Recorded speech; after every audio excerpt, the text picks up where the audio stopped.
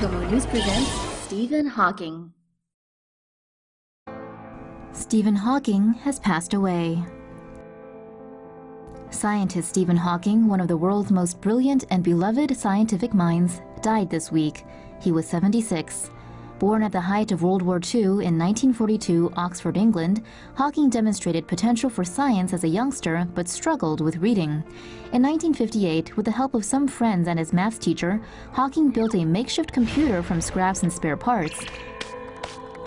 4 years later, his education went full Oxbridge after he graduated from Oxford University and joined Cambridge University as a doctoral student. In 1963, doctors told him he'd be dead by 1965 after diagnosing him with amyotrophic lateral sclerosis, or ALS. Obviously, that was false.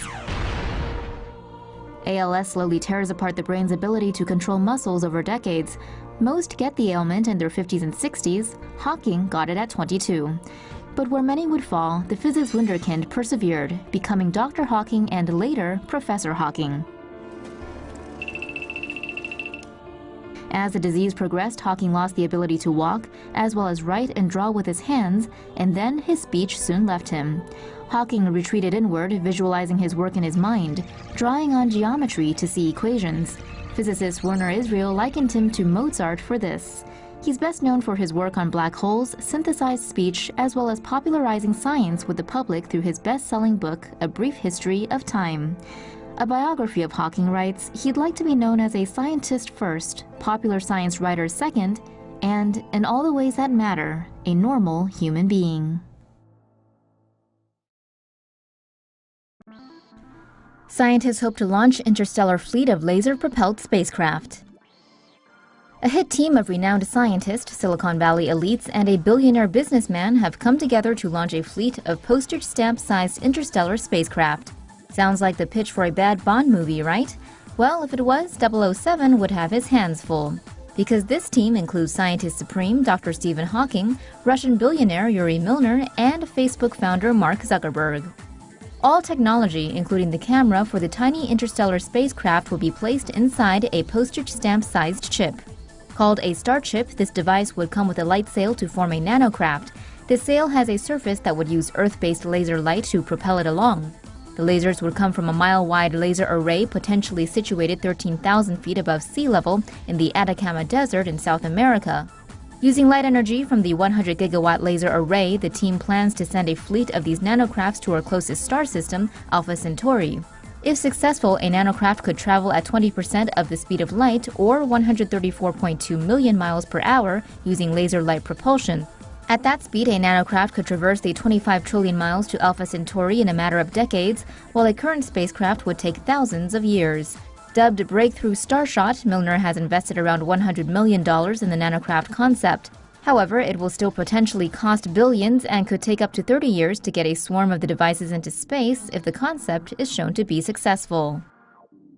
Stargazers to attempt alien communication in 2018. A group of space-gazing dudes are gonna try and communicate with aliens, but some reckon it might doom us all. A group known as Messaging Extraterrestrial Intelligences, or METI, will in 2018 attempt to message alien life. According to CNET, most concur the message should consist of physics and math, as these are forms of knowledge aliens likely hold in common with humanity. However, many scientists, including Stephen Hawking, worry that such a message could put Earth in danger. Previous attempts to communicate with alien civilizations have included sending out the formula for alcohol and Craigslist advertisements. But if anything, let's hope they don't beam up a YouTube comments section. We'd be insta-vaporized for sure. This might not be the best idea. James Bond has faced a lot of foes in his soon-to-be 24 movies, giving the world some very memorable villains. But while this guy is scary brilliant, we're not sure if he'd be scary as a Bond villain. Dr. Stephen Hawking has appeared in several movies and TV shows, but he may be out of his depth should he try and fulfill his wish of playing a Bond villain. The 24th movie installation of the James Bond franchise hits theaters late next year, but Dr. String Theory and Quantum of Physics just doesn't have a ring to it. Plus, considering Hawking's wheelchair moves at about 5 miles per hour, the must-have 007 chase scene would be less than exhilarating. But Dr. Hawking, who's quite possibly the smartest man alive, disagrees, saying, I think the wheelchair and the computer voice would fit the part. Now, we could be wrong. A villain that can bend time or manipulate black holes would be terrifying, but probably not Bond terrifying.